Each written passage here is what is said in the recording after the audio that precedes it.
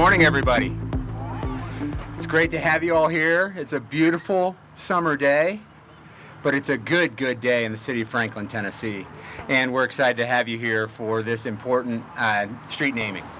My name is Eric Stuckey. I'm the city administrator here in Franklin, and it is, again, my honor to welcome you here today. We have a number of folks here. We have important folks to recognize, not the least of which is I hear the sassy seniors are here, so we're glad to have you here. But we also have some elected leaders with us. Not only Mayor Moore, who's going to speak in just a couple minutes, but we have Alderman Brandy Blanton, Alderman Ann Peterson, Alderman John Schroer's here. I know we have a couple others who may be still en route. Unfortunately, they had a beer board meeting this morning that may have kept them held up there, but hopefully they're on their way as well. But we're just so glad to celebrate this day. I see Representative Sam Whitson here as well. We're just so glad to celebrate this day. And without further ado, it's my honor to introduce the 31st mayor of the city of Franklin and the man who brought this idea forward to our board, Dr. Ken Moore.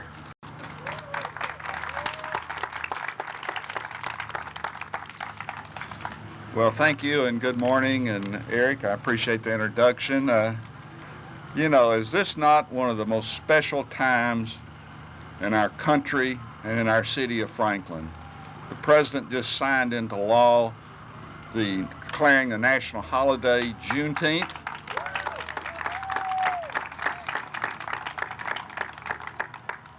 He called me, quote, and asked me if he thought it was a good idea, and I said, in Franklin, we've already done it. So I'm glad to see everybody here for this special occasion and the special people we have here.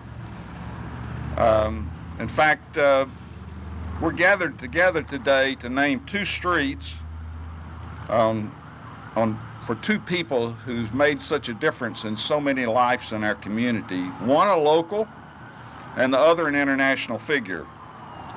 Across the way, we'll be naming that particular street A.N.C. Williams Way. And as many of you know, Mr. Williams was a merchant on Main Street for over 60 years and served our community in many other ways.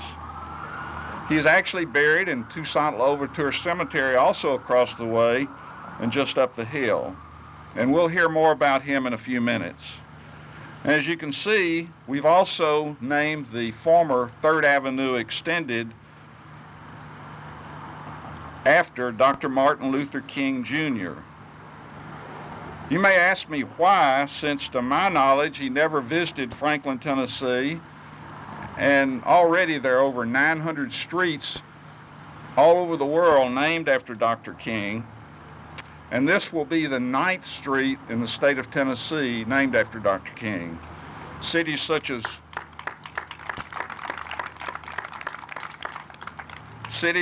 Bristol, Chattanooga, Jackson, Knoxville, Memphis, Morristown, Nashville, and Newmarket have already taken this action. The first city to name a street was Chicago, shortly after Dr. King's death in 1968. And it was not without some controversy at that time. Sadly, sometimes some of the streets that have been picked maybe were not the most ideal streets to name after such an important person. So why in Franklin, given some of these scenarios? Well, this particular street doesn't run through a neighborhood, but it does terminate in a westerly direction that leads to future affordable housing in our community, and also points toward Toussaint Louverture Cemetery, where many of our African American leaders are buried. And also we're right next to an important cemetery right next to us where many city leaders are buried. It does run past the future Bicentennial Park, which pays tribute to the early years and the vision of not only our community, but also our country, and the same message which Dr. King spoke about. Bicentennial Park honors the establishment of the city of Franklin and abuts the city cemetery where founders, patriots, and other early citizens are buried. But I think it's most important to recognize, and also appropriate to recognize, the influence that he had on our country as it relates to racial equality, and economic justice. Even though he didn't visit Franklin, his influence was just as great as that of Mr. Williams, who lived and worked here and died here. So I hope this naming opportunity will continue to help tell the fuller story, and also that it fosters more opportunities in our community. So I encourage us to continue to work together to build harmony in our community, to know who our neighbors are, and to continue to be a community where all citizens have the same opportunities of a great place to live, a great place to work, a great place to raise a family, and a great place to play. So I pray a blessing on this community, and God will continue to help us all live in harmony.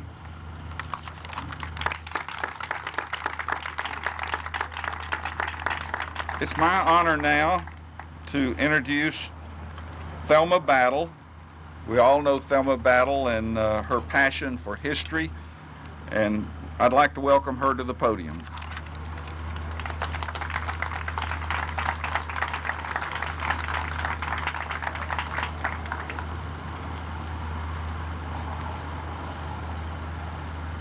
Good day. This is a hallelujah occasion. We're here to honor A.N.C. Williams, who many of you may never have heard about his life and times. A.N.C. Williams was a merchant. He was a civil rights activist back in 1867 when he was a member of the Colored Union League. He was a minister. He was the father of 13 children. And he was very interested that those children progress and become a product that he could be proud of. And they succeeded. His legacy has spread all over the United States. Matter of fact, his grandson, William Redmond,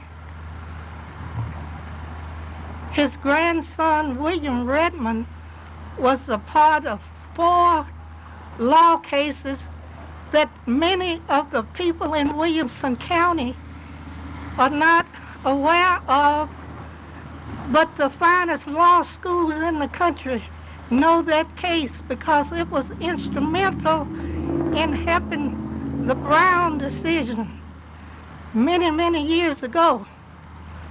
This family legacy is so extensive. I am proud to be here today and honor this man and this A.N.C. Williams roadway. I want to say it's a A.N.C. Williams gateway. It's a gateway to progress.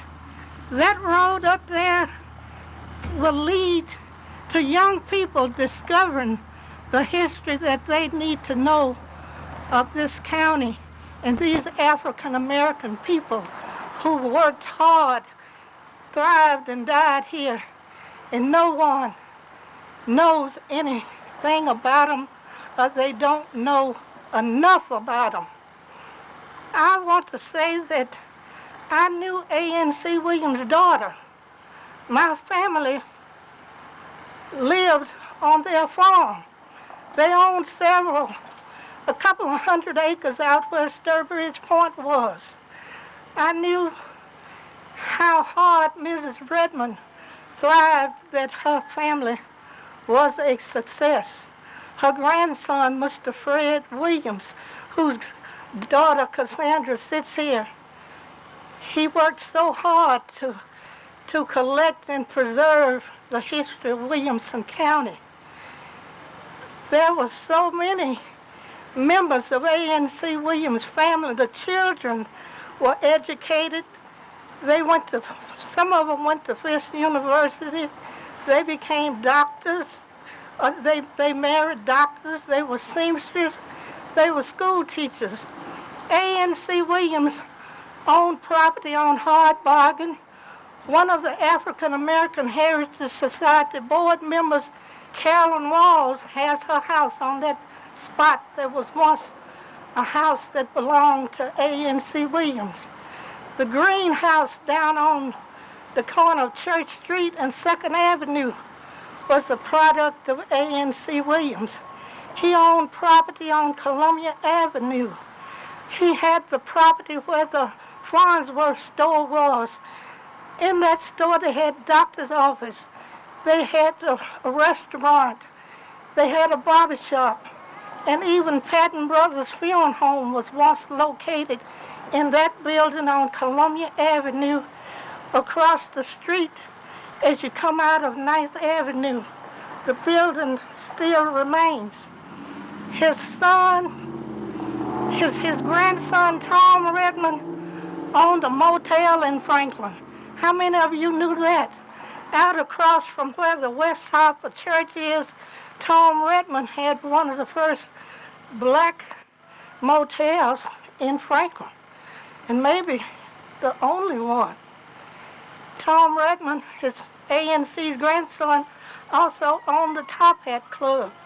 He had a concession stand at the Hadley Park amusement park in Nashville, where black people in Franklin didn't have recreation place to go to.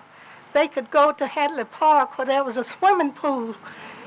And those people from Franklin that knew Tom Redmond, he always gave free popcorn. I was one of them. A.N.C. Williams' legacy runs so deep. Who knew that one of his granddaughters, Sandra Woods, was into finances at the huge stadium in Pontiac, Michigan, years ago before she died? Sandy Taylor here was over conventions in Memphis, Tennessee, the booking of conventions in Memphis, Tennessee. I was able to go with Pearl Bransford and her father one year when she booked the black baseball players from years ago. And her father wanted to be there. And he went, and I remember he was telling me that somebody said, are you one of those players that used to play baseball so long ago? And he proudly said no, but he was so enthused about being there and being with his daughter. I could tell you so much about A.N.C. Williams, but like I said, this is a hallelujah moment. It's hot out here, and I know you all are getting kind of tired, but this A.N.C. Williams roadway is a gateway to progress. Lives are going to be changed up on that hill. Young people will learn, and they will learn a lot. And it's up to us, black and white, to teach the young people a history of Franklin, that A.N.C. Williams was a 6-year-old boy, sold for $451 in 1851. Can you imagine soul? And you wonder why black lives matter. I think I've said enough, but thank you all. And it's been a pleasure to be here to speak about the legacy of A.N.C. Williams and why we need to learn more about the black history, learn more about all history, and share it, teach it, and learn it. Thank you.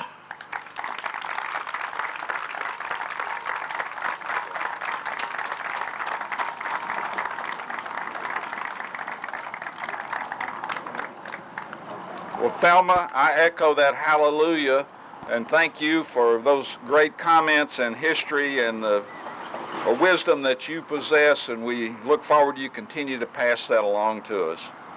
I'd now like to introduce Cassandra Taylor, the great-granddaughter of A.N.C. Williams, to say a few words.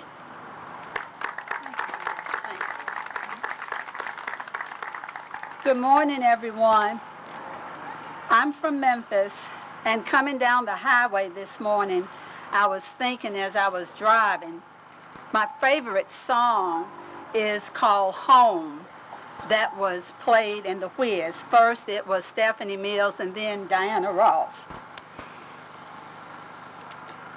And it says, when I think of home, I think of a place where there's love all around. Today, I see a lot of love. I see a lot of diversity. My father, Fred Williams, as I'm sure a lot of you all knew, he would be so proud. I didn't listen to him when I was younger when he was talking about my great-grandfather, because he would always tell people that came to the house about that, and I just wasn't interested. So I didn't learn a lot about him until later, and most of what I learned came from Thelma Battle. Thelma has been a wealth of information to my family. I want to honor her and thank her for everything she's doing. And I want to thank Mayor Ken Moore and Eric Stuckey for being here and putting this together. Alma McLemore, my classmate, we graduated together. I see Harvey Chrisman over there. But we all have to work together, and I'm just 3 hours down the road, but I love coming back home. And like I said, home is where you feel loved and appreciated, and thank you so very much.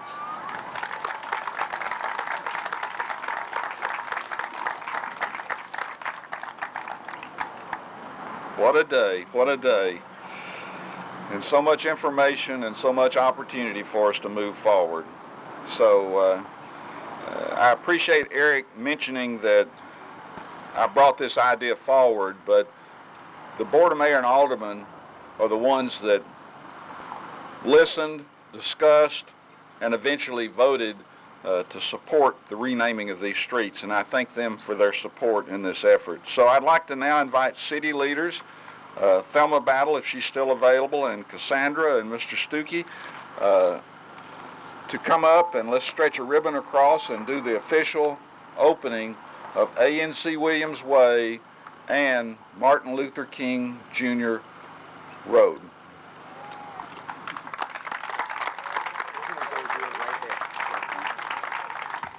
We're going to move right to the intersection of A.N.C. Williams Way and Martin Luther King Jr. Avenue and 5th Avenue to cut the ribbon. So come on up here and we'll cut a ribbon and make it official.